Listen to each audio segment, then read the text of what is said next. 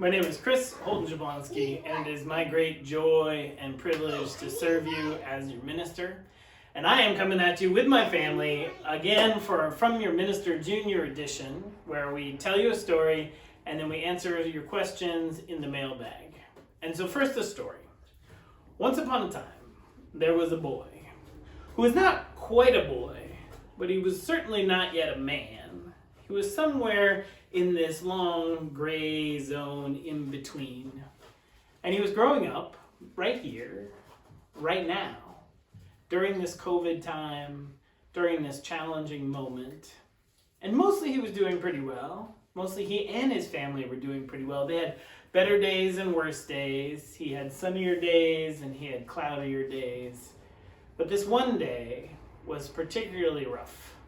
It seemed like from the very beginning of the day, from the very moment that he rolled out of bed and came downstairs, each and every one of his family members was specifically trying to make him mad.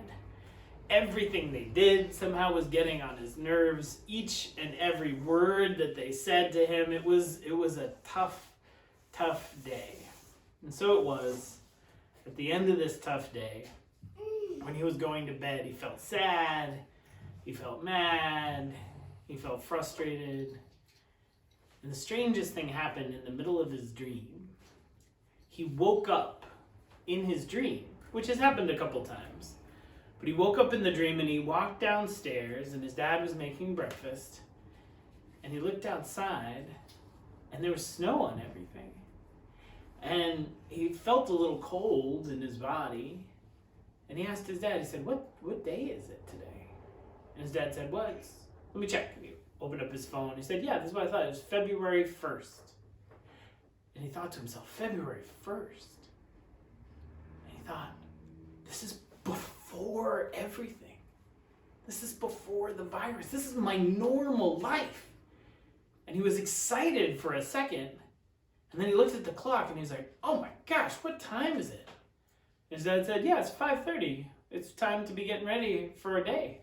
We got to get you up, we got to get you some breakfast, then we got to get ready with Elsa up, get them breakfast, we'll get you packed, drop you off to school, then drop your brother off to school, then drop your sister off to school, and then mom's going to work, I'm going to work, and then I'm going to pick you up, and then I'm going to bring you back, and then we got homework to do, and then we got the evening stuff, and then we got to do it all over again. And he took a deep breath, and he remembered his schedule, and he was a little bit stressed out about it for a second. But he was so excited for everything in his normal life. And so he did. He had his breakfast and he packed up his bag and he put his backpack on his body.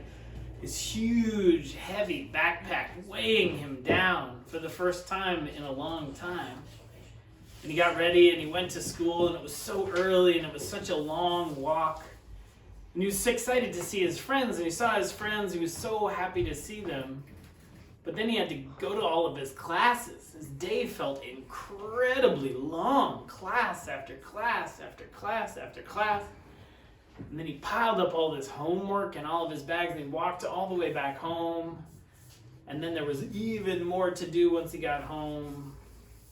And then his parents came back and they had dinner and then they had to do it all over again. And then the dream started to kind of pick up and then he watched it and fast forward.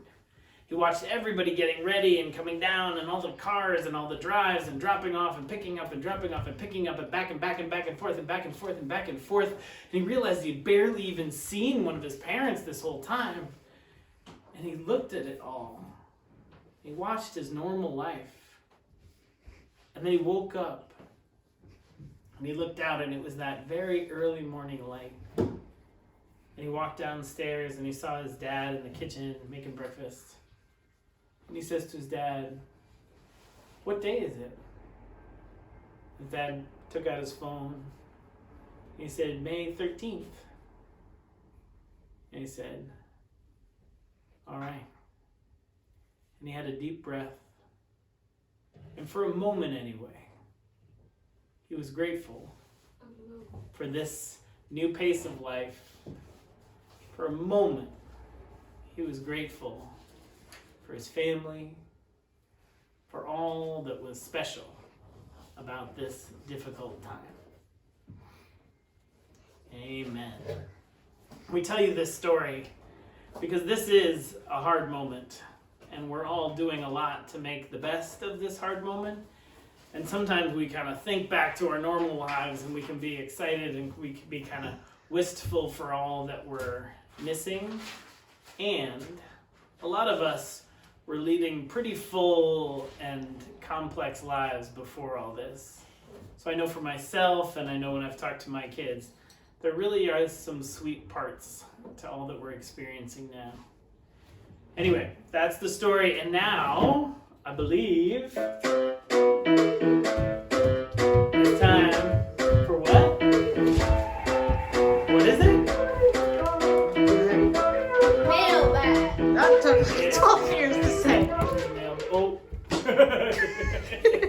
Ignore that. All right. Never happened. Not Mailbag. redoing this again. Mailbag.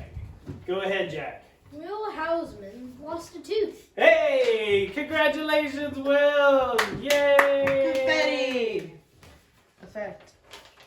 He also asks, we have the tooth fairy, but what do other cultures and peoples do with their lost teeth? It's a great question. And again, huge congratulations to Will for his lost tooth. That's a big deal in any time, and especially now, that's a big deal. And like we were saying, we have the tooth fairy, and lots of different places and lots of different cultures have lots of different things that they do. My favorite, it was a fun little bit of research.